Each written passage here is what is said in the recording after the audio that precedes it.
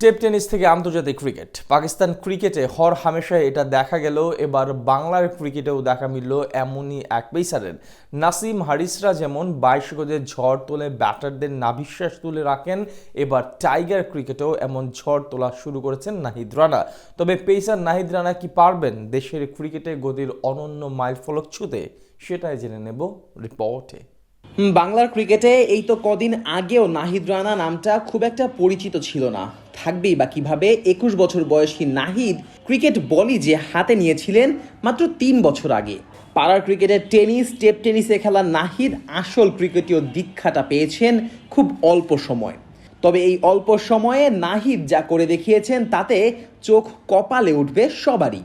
দেশের ক্রিকেটে এক সময় পেসারদের মূল্যায়নটা ছিল একেবারে শূন্যের কোঠায়, তবে ক্রিকেটের অবকাঠামোগত পরিবর্তন এখন বদলে দিয়েছে পুরো চিত্রপট। পেসারদের অবদানটা এখন দেশের ক্রিকেটে বেড়েই চলেছে দিনের পর দিন। যদিও এখনও কোনো টাইগার পেসার ছুটতে পারেননি 150 কিলোমিটার গতির বল, তবে সেই দৌড়ে বেশ এগিয়েই আছেন নাহিদ রানা। যেভাবে তিনি উন্নতি করছেন তাতে অল্প দিনের মধ্যেই দেশের ক্রিকেটে গতির রেকর্ডটাকে আরও বাড়াতে পারবেন তিনি। কমাস আগে বিপিএলে তো প্রায় ছুঁয়েই ফেলেছিলেন নাহিদ এই রেকর্ডটি। বল ছুঁড়েছিলেন 149.7 কিলোমিটার গতিতে। এখন তার চোখ 150-র সেই মাইল ফলকের দিকেই। প্রতিটা ক্রিকেটারের জীবনেই থাকে আলাদা আলাদা কিছু গল্প যা প্রমাণ করে খেলার প্রতি কতটা পাগল ছিল তারা। নাহিদের ক্ষেত্রেও ব্যতিক্রম না। পরিবার থেকে বলা হয়েছিল মাধ্যমিক পরীক্ষায় পাশ করতে পারলেই কেবল মিলবে ক্রিকেট বলে অনুশীলন করার সুযোগ। নাছোড়বান্দা নাহিদ খেলার টানে ঠিকই পাশ করে যান মাধ্যমিক পরীক্ষায়। এরপর শুরু হয় তার গতি তারকা হয়ে ওঠার গল্প।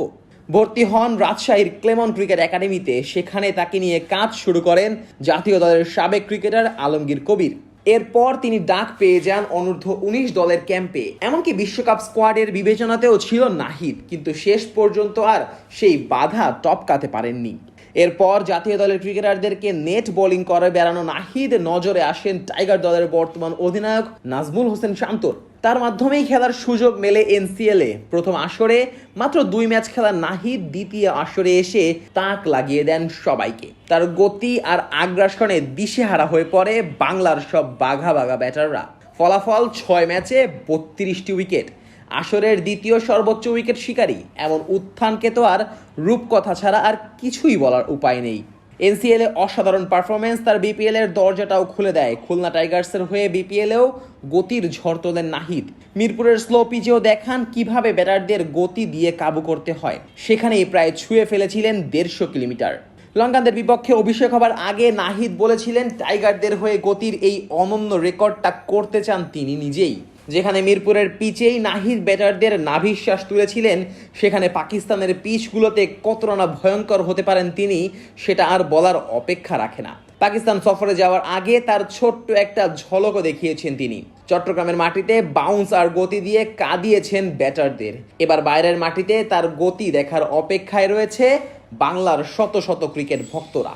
আর এমনটা যদি হয় তাহলে পাকিস্তানকে একা হাতে ধূলিসাৎ করার ক্ষমতাটাও রাখেন এই পেসার।